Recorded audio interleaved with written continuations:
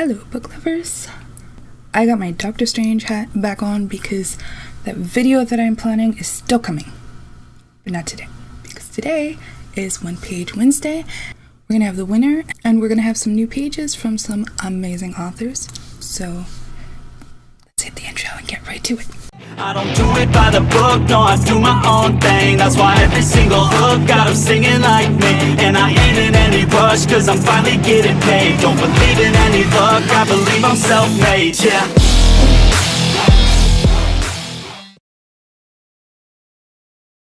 Alright, so a lot of people are still waiting for more information, more comments, more whatever about Kakigate. At the end of this video, I'll include a little something, but that's it. Today, we are going to focus on some amazing authors, including our winner from last week, who is... Let's break it down for a minute. I want the crown, I'm gon' get it. You hear me loud, man, I'm winning. Yeah, Charlie Sheen will be grinning. These ladies know that I'm sinning, and this is just the beginning. I'm closing in the ninth inning. There ain't no point in resisting. So, if you don't already have this amazing book from our One Page Wednesday winner, here is the blurb to Unfettered by Sasha White. You never forget your first love. Mechanic Ronnie Lang is tired of being one of the guys. Chasing the fantasy of finding a dominant male to help her explore her sexuality, she applies to Overwatch, a private kink club where her eyes are open to a world that's more than she ever imagined, and the man she's never forgotten. So this book is pretty awesome. It's also 99, I don't know if you can see that. It's also 99 cents right now, so bargain price. So make sure that you want to click on that and show some love to our winners every week. So thank you very much, Sasha, for joining in on this. And thank you to everyone who voted. Make sure that you support your favorites in all the videos, including this one. Now, we're going to get started with the new entries. And here they are.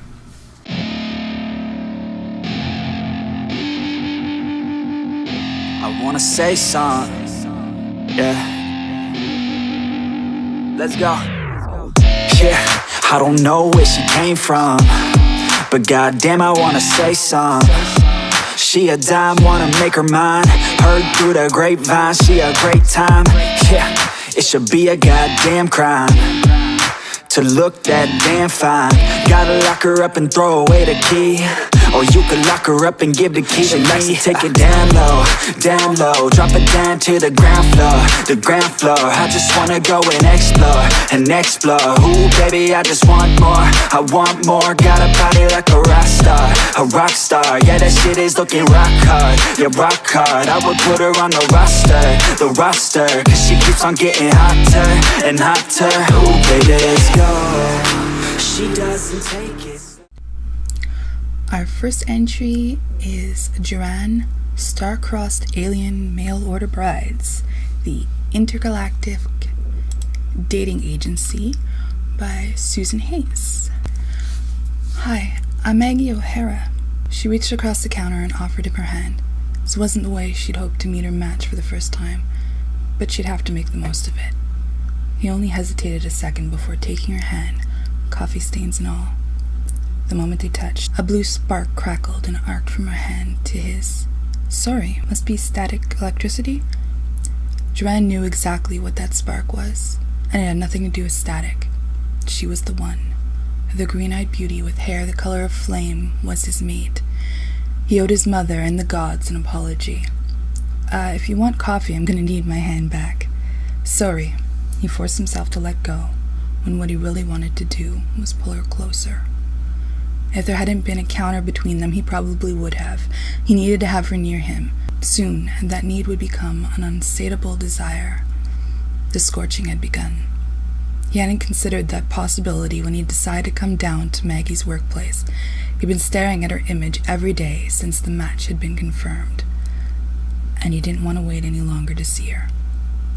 He'd been so focused on checking out the female he was supposed to bring back home to Pyros, he'd given no thought to what might happen if they touched.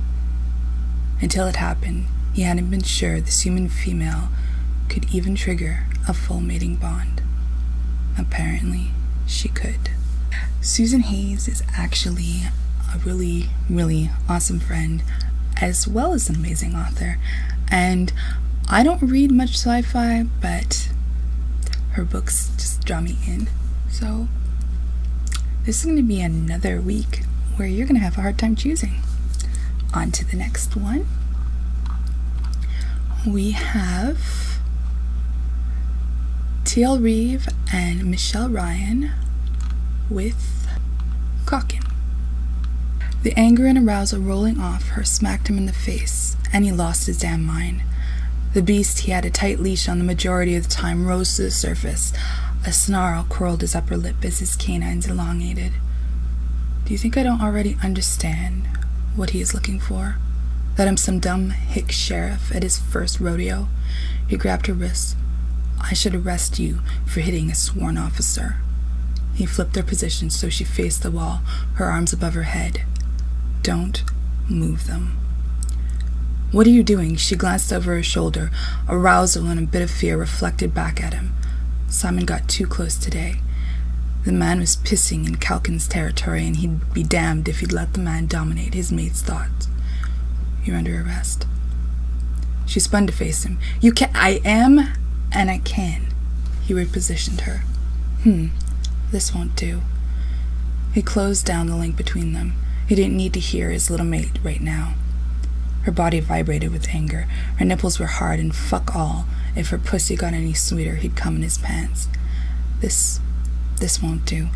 I believe we need to perform a strip search. He palmed her breast and squeezed.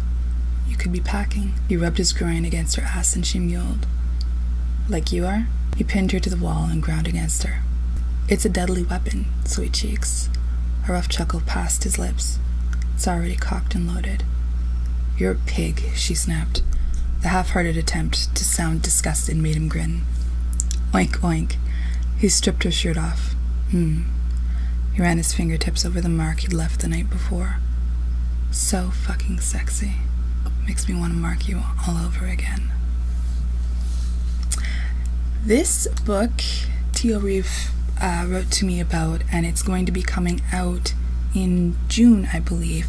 So make sure to check that out, but you can still vote for it now. And she has some other books out that you might want to take a look at, because these authors can write them hot and fun. I like a bit of humor done well with sex scenes, and I'm seeing a bit of that, so I like. Next up, we have Cutie Thomas with Broken Dolls.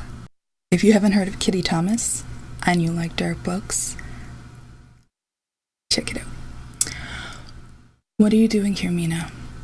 While words ran through her mind like a psychotic rat darting down a tunnel, her lips refused to relay any of those words to the man moving closer to her in the confined hallway, which shrank smaller with each long stride he took. He pressed her against a stone, his hands on either side of her, blocking her in. An unnecessary gesture. He stared at her for a long time, minutes it seemed, his eyes roving, taking in each thread of the loungewear she'd gotten at a clearance sale. It had seemed modest when she'd bought it. Now she felt naked and exposed. Then he did the oddest thing she'd ever seen a human being do. She'd only seen animals do it on nature shows or vampires in horror movies. He sniffed her like he wanted to eat her. A moment later, he spun her around and pinned her arms above her head. She shivered as he lifted the back of her shirt. His fingers skimmed over her scars, running the length of the long one, then lightly touching the cigarette burns. She wanted to say something, anything. She wanted to struggle, free of his grasp, and run. The person standing with her in the dark dungeon hallway was more animal than man, and even if a man couldn't find it in himself to be decent to her, she surely couldn't trust the one that sent all her warning bells ringing.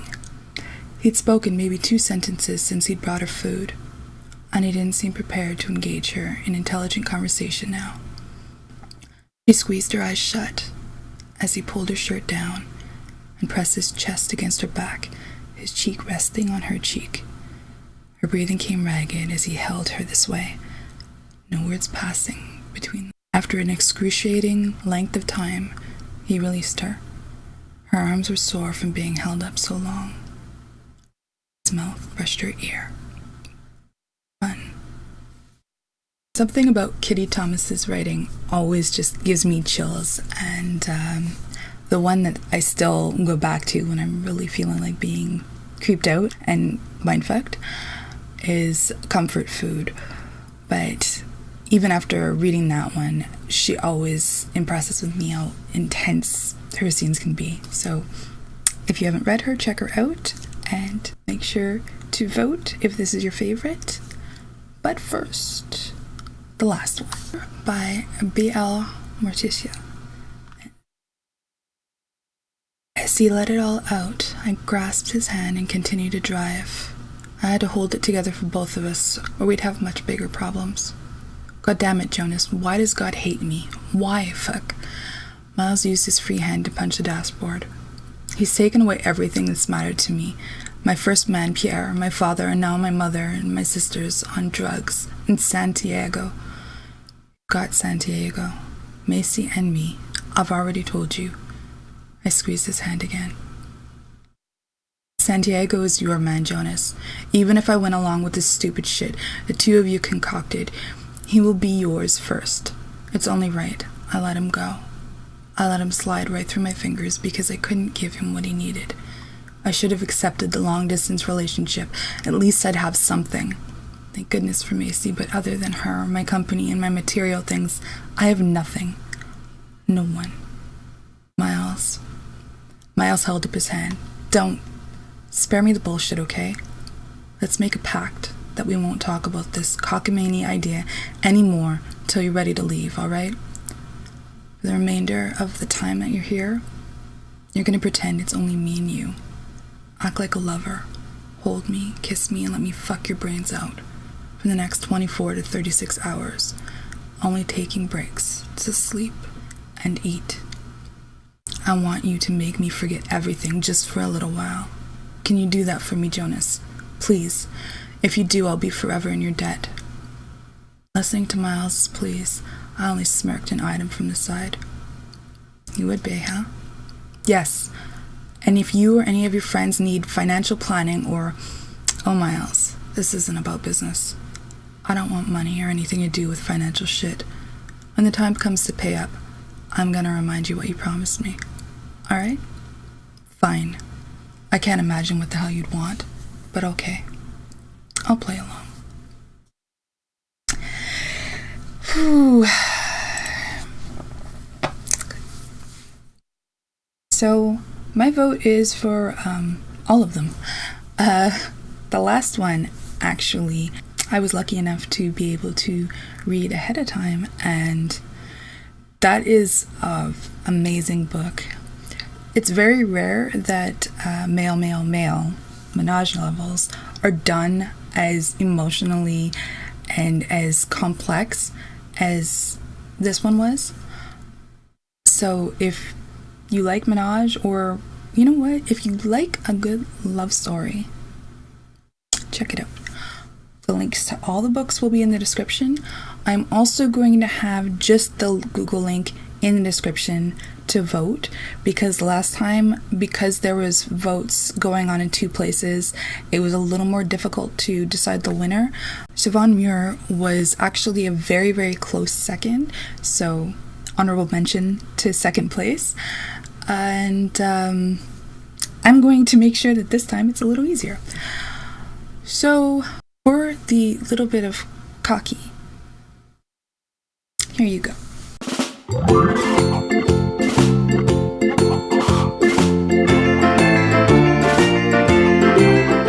Yes, I'm a brat. I know. Anyway, I hope you enjoyed this video. I managed to keep it really short, and I'm really happy about that. If you are an author, or you know of an author who might enjoy joining in on the One Page Wednesdays, check out the link in the description, fill that out.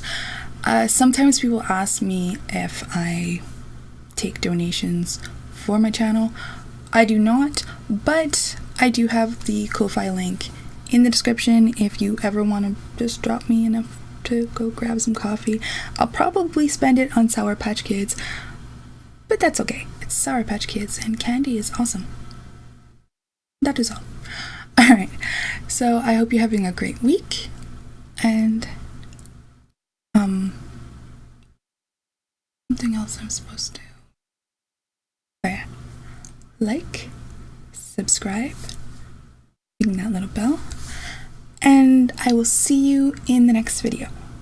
Bye bye.